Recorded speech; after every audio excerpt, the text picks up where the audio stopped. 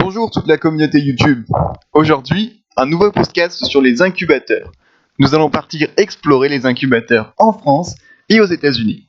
N'hésitez surtout pas à lâcher un pouce bleu à la fin de la vidéo et à partager un max sur les réseaux sociaux.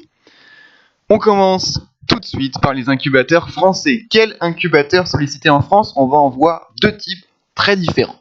Le premier, l'incubateur The Family, un incubateur parisien et privé, avec un sacré palmarès à son actif puisqu'il a accompagné 270 projets depuis sa création. Il projette maintenant d'en accompagner au moins 100 par an.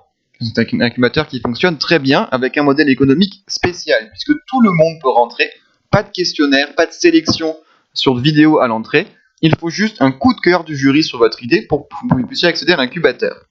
À l'intérieur de l'incubateur de The Family, pas de locaux pour les entrepreneurs, une grande salle de conférence, la possibilité d'échanger avec d'autres porteurs de projets, avec un coach ou avec des personnalités comme la maire de Paris. L'entrée de l'incubateur est gratuite, mais l'incubateur prend 3% sur votre entreprise si jamais elle fait des bénéfices à sa sortie. Donc moi maintenant je vais vous parler d'un autre incubateur qui a un business model assez différent du premier. Donc il s'agit de Tonic Incubateur qui se situe dans la région lilloise.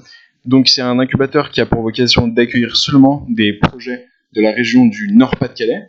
Et il a une certaine particularité, c'est-à-dire qu'il a été créé par la collaboration de 3 grandes écoles de la région lilloise, qui sont donc Schema Business School, Centrale Lille et Arts et Métiers Paris Tech, donc à Lille également. Donc cet incubateur est un peu plus modeste puisqu'il n'a porté que 40 créations d'entreprises à son effectif, avec toutefois quelques pépites. Donc on peut citer en particulier l'entreprise Fred & Fred, qui a été incubée de 2008 à 2009 et qui est spécialisée dans l'optique de luxe, donc qui est donc dans les matières premières innovatives. Et ils ont gagné, cette entreprise elle-même a gagné le Red Dot Design Award en 2011, qui est donc une prestigieuse coupe en matière de design.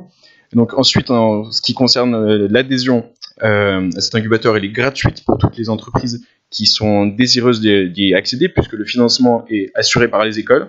Et il faut compter de 12 à 18 mois pour l'incubation. Et l'incubateur offre 5 à 10 places par an. Donc maintenant, nous passons de l'autre côté de l'Atlantique et nous allons parler des incubateurs qui permettent d'accompagner des startups dans leur installation sur le marché américain. Donc tout d'abord, nous allons parler d'un incubateur Techstars qui est un des incubateurs stars outre-Atlantique et qui dispose de pas moins de 11 sites différents sur le sol américain.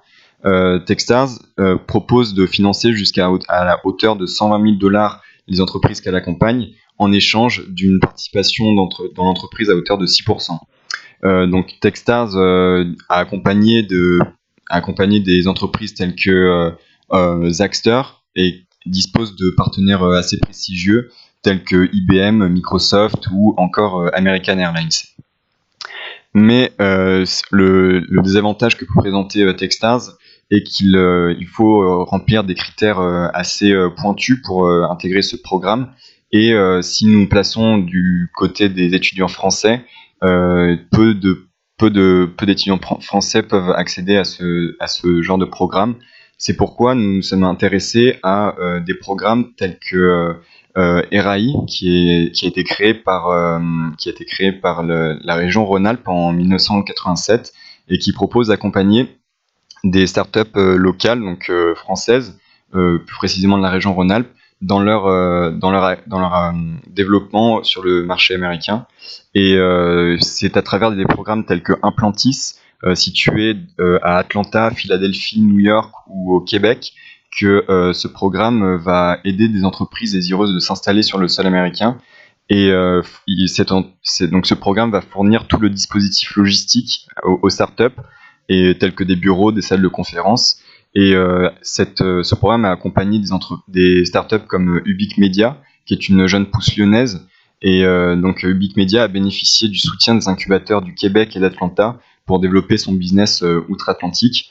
En somme, le programme Implantis est assez intéressant pour les startups de Rhône-Alpes qui peuvent se développer sur le marché américain, l'un des plus dynamiques du monde, tout en gardant un pied dans leur région d'origine et dans le terreau économique de la métropole lyonnaise.